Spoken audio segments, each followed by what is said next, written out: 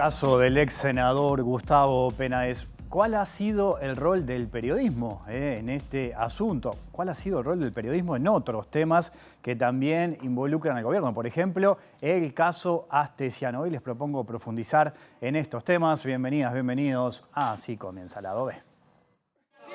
Hay que tener cuidado, después de un año que pensamos que ya estaba y que era hora de hacer algo diferente.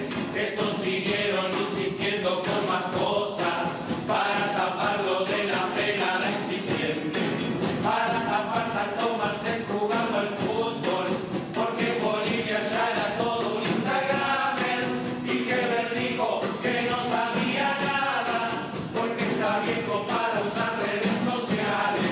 Basta para esto que toda la semana se les escapa algún algo importante y que Berrico que no sabía nada, que está ocupado reprimiendo estudiantes.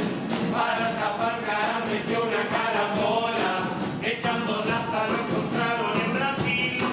Acomodó a media familia en su tendencia y reivindica el trabajo del país.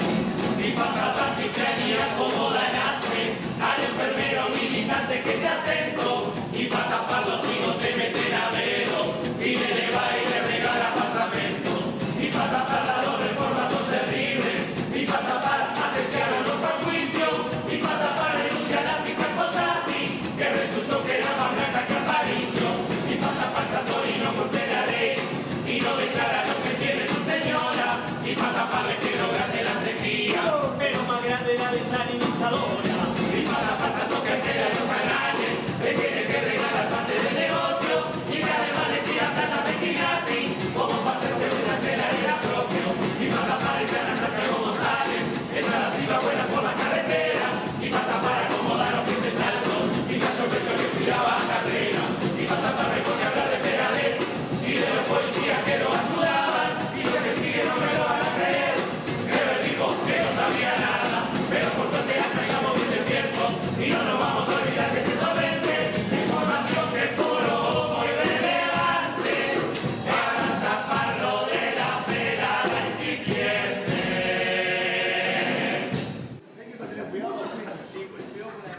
Y de varios temas vamos a estar hablando esta noche en vivo aquí en Lado B, en la pantalla de TV Ciudad con el periodista Eduardo Preve. ¿Cómo andás, Eduardo? Bienvenido a Lado B, un gusto tenerte por acá. Un gusto, un aplauso para Asaltantes. Ajá. Y el agradecimiento porque en parte con autorización de Maxi Sí. le robamos el nombre de La Tapadita Claro. para la columna y bueno, viene de ahí. Viene de ahí. Y de este origen de que la verdad que tiene mucha letra, ¿no? Bueno, es una versión actualizada de La Tapadita de la Murga Asaltantes con Patente, bicampeona, que está ensayando ya para el próximo carnaval.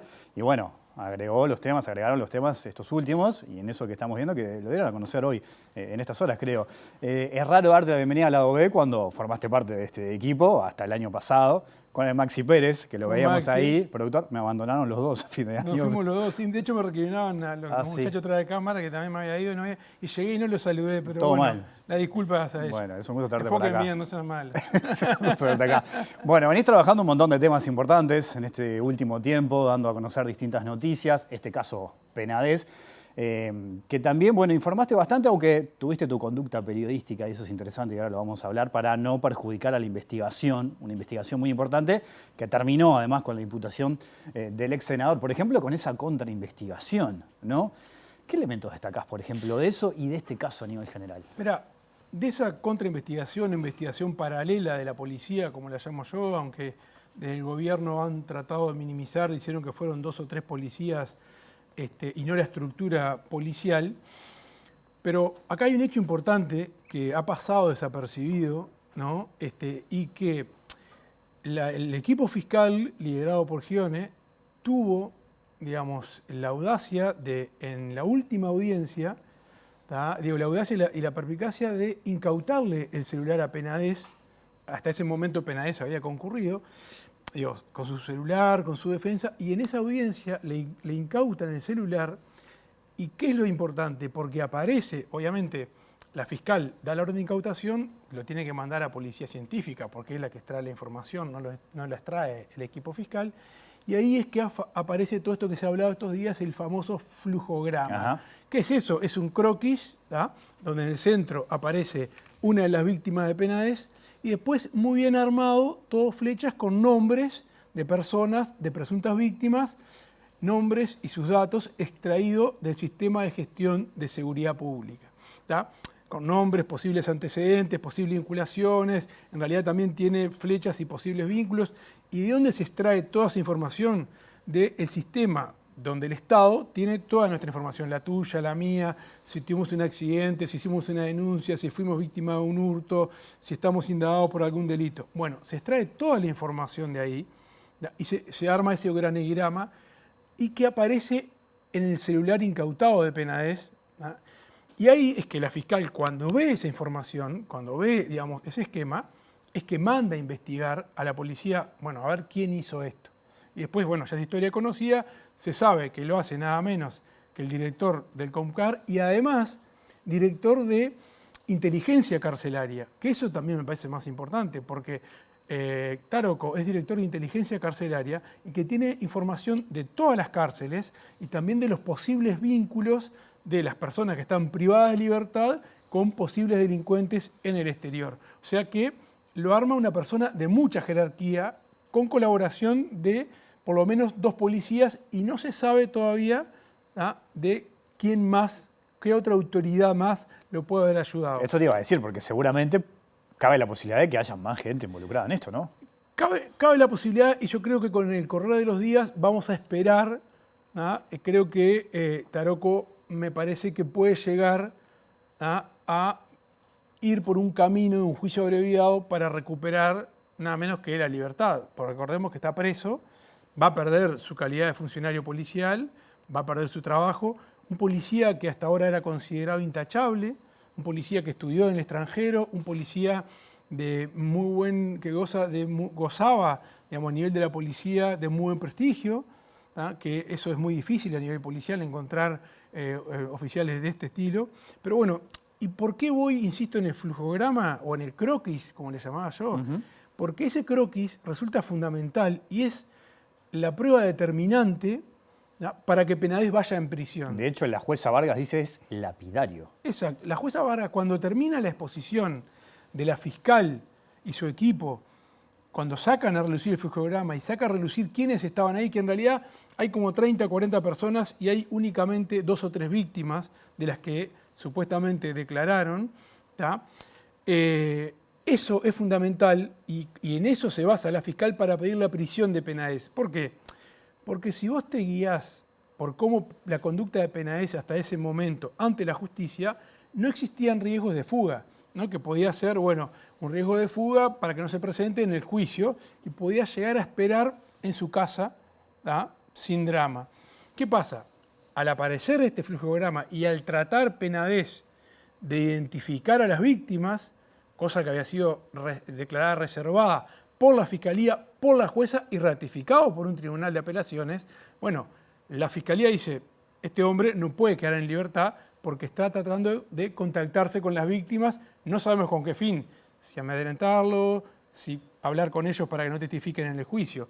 Y entonces es que ese flujograma famoso, que se conoce porque la fiscal ordena incautar el teléfono, resulta clave para la prisión de Penades. Ahora, el propio ministro Heber, después el presidente de la República, dijeron que había sido gracias a una investigación de la policía, algo que después fue desmentido por la propia fiscal también, ¿no? Claro, a ver, es una verdad a medias lo de... En realidad es descubierto por la orden de la fiscal. La fiscal le dice a la policía, extráeme la información del teléfono celular de Penades. Le extraen la información, le entregan la información, la fiscal observa eso y le dice, hay una orden de hecho en la carpeta fiscal que manda a investigar a ver quién hizo este flujograma.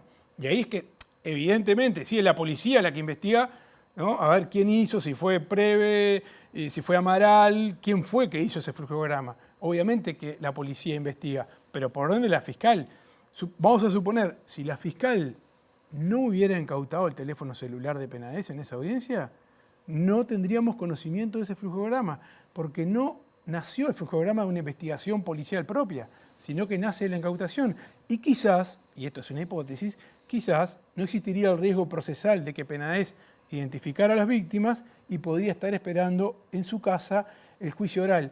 Aunque también en las escuchas telefónicas que hay una variedad infinita de escuchas telefónicas ordenadas por la fiscal, autorizadas por la justicia, surge otro elemento, que no solo Penades trató de identificar a sus posibles víctimas a través de esta ayuda policial, sino que también, a través de uno de sus secretarios, recurrió a funcionarios de la Corte Electoral, ¿tá? Y de hecho hoy a la tarde iban a declarar el secretario de Penades y la funcionaria de la Corte Electoral, que hay una de las escuchas interceptadas donde dialogan tratando de identificar a una de las posibles víctimas. Incluso el diálogo es bastante fuerte si uno se lo pone a ver en términos de ciudadano. A ver, ¿por qué? ¿Qué es lo que se dice ahí, por ejemplo? Y porque, por ejemplo, el secretario de Penades tiene una foto de... Se ve que es un niño, porque si está en edad escolar con la madre, ¿tá? Y le dice a la funcionaria de la Corte Electoral, se llama fulano de tal, fíjate si la mamá se llama fulana. La mujer, la funcionaria de la Corte chequea, sí, chequea, se llama fulana de tal.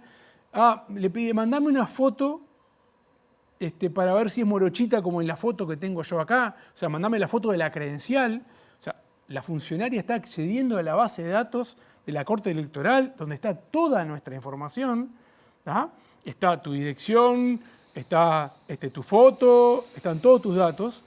La funcionaria accede y le dice, bueno, mira, esta mujer se sacó la credencial creo que en el 84, en ese momento no había fotos, no te puedo mandar las fotos de perfil para ver si coinciden. Aparentemente por los dos apellidos coincidirían. Y todo es porque el secretario de Penades quiere ver si la foto de la que él tiene de ese niño, nos imaginábamos, porque habla de edad escolar, con la mamá es efectivamente una de las posibles víctimas que ellos consideraban que había testificado contra Penades. Incluso en el diálogo se da como la dirección donde podrían vivir, porque ahí salta tu dirección cuando está la credencial cívica, y se ve que tenían información de que podría llegar a ser de ese barrio.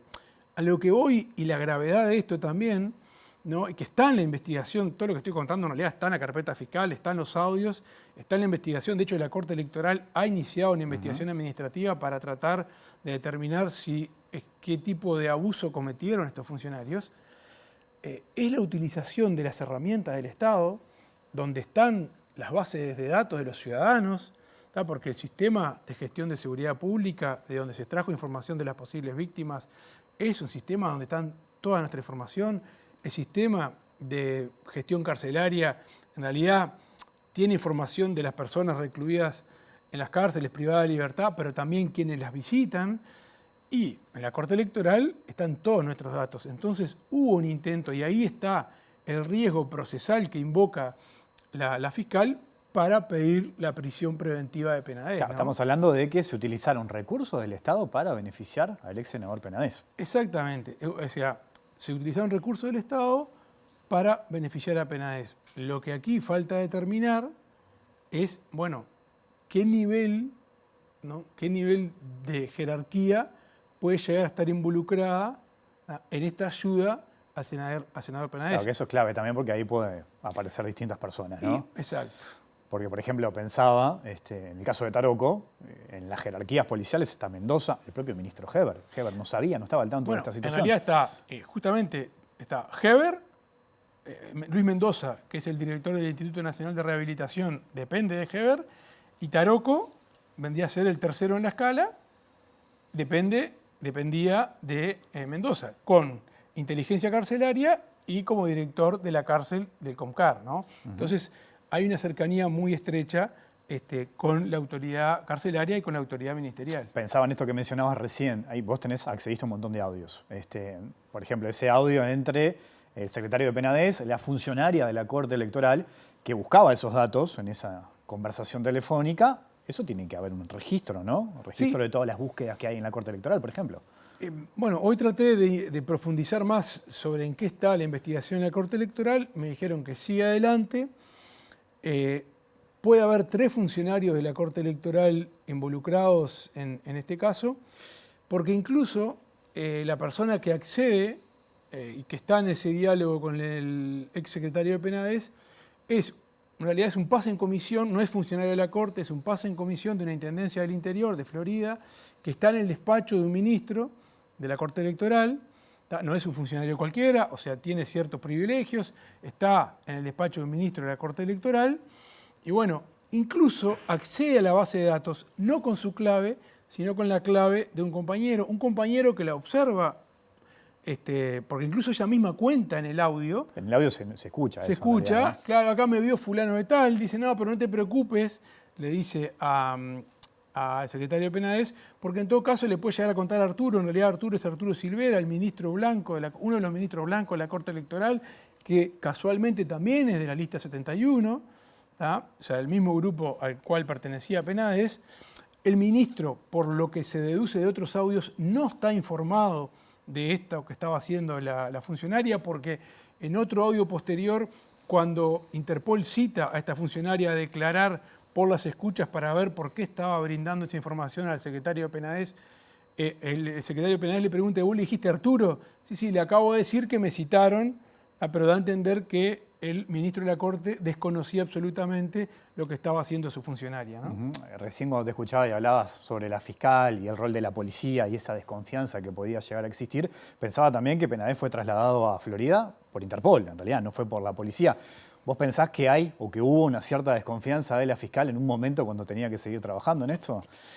Mira, la fiscal mismo dijo que ella había trabajado con 2 equipos policiales, que compartía la información con los... O sea, compartimentaba, o sea, este equipo no sabía lo que estaba investigando esto, ninguno de los equipos policiales supo la identidad de las víctimas, o sea, ahí ya hablaba de que la fiscal no tenía plena confianza en los equipos policiales, no en sus equipos policiales, sino en la policía en general. De hecho, como decís, ella pidió que Interpol trasladara a Penades a Florida, bueno, también por esa desconfianza que ella manifestaba tener, y con cierta lógica, porque le había llegado información de que había una investigación paralela de la policía tratando de beneficiar a Penades. Entonces no sabía ella hasta qué nivel podía existir, digamos, la vinculación de esa investigación policial y hasta qué nivel podía estar involucrada la policía estructuralmente, ¿no? Como, bueno, eso le llevó a desconfiar. De hecho, hay un caso, es un hecho relevante, que la identidad de las víctimas sigue totalmente preservada. Incluso no se conocen y los victimarios han escuchado las voces distorsionadas de las víctimas. Ya han declarado 9 víctimas, faltan declarar 3 en fiscalía y posteriormente todas estas víctimas tienen que ratificar esa declaración en el juicio oral contra Penades. Yo preguntaba recién en la introducción, Eduardo, cuando arrancábamos el programa, el rol del periodismo en este caso, ¿no? ¿Cuál es el rol del periodismo? Yo sé que vos tenías información importante, no te importó la primicia y la reservaste por esto mismo que hablábamos recién, de no complicar la investigación y todo lo que pasó después. ¿Cómo es trabajar un caso de esto? Porque vos accedés a información importante y tenés que, obviamente, con tu conducta periodística, bueno, saber manejar determinadas cosas. En este caso puntual, ¿cómo fue trabajar con esto? Mirá, fue un caso, yo seguí de cerca el caso siempre sin interiorizarme, o sea, sin buscar mucha información, estaba esperando el momento, digamos, de oportuno como para tratar de meterme de lleno. Y pasa de que yo a veces, había quienes decían, no, por su pasado en fiscalía, porque yo estuve trabajando unos meses en fiscalía, es que obtiene información privilegiada, ¿no? Yo me reía porque en realidad eso me ha jugado en contra, ¿no? Aunque muchos no lo puedan creer, pero me ha jugado en contra porque logré establecer con algunos fiscales niveles de confianza que los llamo, me dicen, no, a vos no te vamos a dar absolutamente nada porque van a pensar que 2 más 2 es 4. Y en este caso puntual, digo, es bastante particular la anécdota para acceder a parte de la información. Yo estaba en el exterior trabajando justo la semana anterior y todos los días hablaba con 2 fuentes, llegaba de noche y hablaba y las trabajaba. Y esto es, bueno, es como, ¿no? Como el periodista que yo siempre digo, y los que somos del interior, tirás el espinel. ¿tá? El espinel, para los que no saben, es, bueno, es una cuerda larga donde vos ponés cada metro, metro y medio, un anzuelo, con carnada, un anzuelo con carnada, un anzuelo con carnada, y están, ponele un espinel de 10 metros, y bueno, y después va levantando, ¿no? O sea, van fondeados con 2 fondeaderos al fondo del río, del arroyo, donde lo tires, y bueno, y vas levantando, bueno, acá picó, acá no hay nada, y bueno, así fui toda la semana, hasta que logré dar con una fuente que tenía la información. Y esto también es meterle muchas horas. Yo llego del exterior, veo a mis gurises que ahora están afuera esperándome, los veo un rato nomás, y me encuentro con esta fuente, medio perseguida, así, se me aparece medio disfrazado, yo me reía, le digo, mirá que no me sigue nadie. Me entrega parte de la información, que obviamente había que chequear, y me pasé 6 horas después escuchando audio, seleccionando, porque parte de lo que sacamos es apenas una parte mínima de las escuchas que hay. Hay 3 páginas de nombres de personas que la policía fue escuchando con autorización judicial, ¿no? Pero claro, vos tenés que ir seleccionando qué es relevante, qué no es relevante, chequeando, o sea, y hablando hasta con la defensa de... Yo hablaba con el abogado de Penades, hablaba con todas las fuentes posibles. Entonces, claro, y a veces, termina siendo medio injusto cuando de corrillo te dicen, no, porque vos accediste por la cercanía que puedes tener. No, de hecho, con la fiscal tuve un encontronazo bastante fuerte el día martes, antes de dar la información, y es que ella no quería que se diera la información. ¿Por qué el martes? Porque la columna que tenemos en la radio es el martes de mañana. Ella no quería que saliera ese martes porque la audiencia era de tarde y ella iba a presentar nada menos que el flujograma del cual teníamos conocimiento, teníamos información, lo habíamos visto, lo íbamos a contar. Y ella sostenía que dar esa información podía atentar contra la causa y sobre todo contra lo que terminó siendo la prisión efectiva de Penades. Y bueno, después de unos diálogos tensos, que no tuvieron algún final feliz en la forma de dialogar, entendimos, o sea, periodísticamente, bueno, está bien, no pasa nada. En aras de una investigación mayor que lleva mucho tiempo, que es bastante inédita, porque no recuerdo en la historia de Uruguay que se haya imputado a un senador de la República por 22 delitos, entre ellos uno de violación. Se resolvió postergar, no importa la primicia. Eso también para que a veces, a todos los periodistas, ¿no? Que a veces nos ven como mercenarios, ¿no? Que a ustedes solo les importa la primicia. No, se preservó y se postergó y no importó que la fiscal diera la información o la primicia en aras de proteger la investigación. Uno puede decir, no, pero el rol del periodismo vos tenés que haber dado. Está bien, capaz hay escuelas que te dicen, vos tenés que haber dado la primicia sin importar lo que hubiera pasado de tarde en la audiencia. En este caso se resolvió postergar 24 horas, ¿no? Debates internos con el equipo, o sea, los que me conocen saben que es discutible, sí. Es discutible, a mí me hubiera gustado dar, pero también entendí. Y es parte del rol del periodismo también, sí, claro. ¿no? Porque a veces vos podés frustrar una investigación que lleva mucho tiempo por dar una primicia. Y ahí te pesa más el ciudadano. Son lindos debates para las internas de las redacciones porque además es un tema súper complicado. ¿Sigue enojado la fiscal contigo? ¿Enojada la fiscal contigo? Sí, sigue enojada, pero bueno, espero que haya entendido. Ella en realidad decía que íbamos a perjudicar la investigación.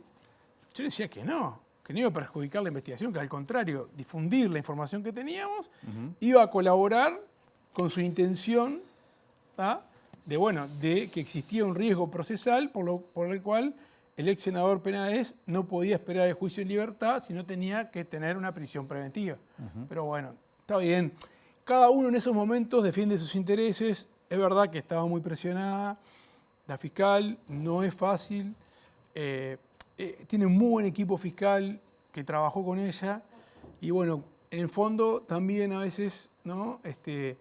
Hay que ceder esas cuestiones y entender todo el trabajo que llevaba un equipo fiscal para lograr su éxito, aunque en realidad nuestra misión es informar a la población.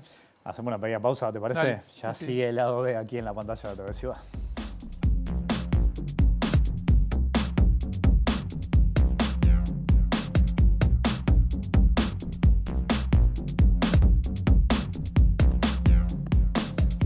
Seguimos en vivo aquí en Lado B, en la pantalla de TV Ciudad, conversando con el periodista Eduardo Prego. Oye, Eduardo, aparecieron en las redes distintas versiones, mucha incertidumbre sobre si hay otro dirigente blanco que puede estar involucrado en casos similares como el del ex senador Gustavo Penades. ¿Qué sabes de eso? Mira, de lo que se desprende hasta el momento que existe en la carpeta fiscal y la información que hemos podido acceder, lo único que hay es en una escucha telefónica autorizada por la justicia donde hablan dos dirigentes del Partido Nacional, dicen, pero a fulano de tal no le están haciendo nada y en realidad hacía lo mismo que Gustavo.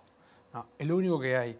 Puede ser una conversación como nosotros dos podemos tener, decir, che, pero fulano es un patadura jugando de fútbol, ¿no? Entonces, no hay, al menos hasta el momento, no hay víctimas que hayan declarado contra esa persona y no hay ninguna prueba. Será cuestión de la fiscal si resuelve o no investigar si ese nombre que aparece en esa conversación telefónica, puede llegar a estar involucrado en un caso de esta naturaleza. Pero no existe hasta el momento ninguna prueba o evidencia que pueda involucrar a esa persona. No quiere decir que pueda aparecer eso, ¿no? A una persona que declaró que aparezca alguna prueba en el futuro. Sí, claro.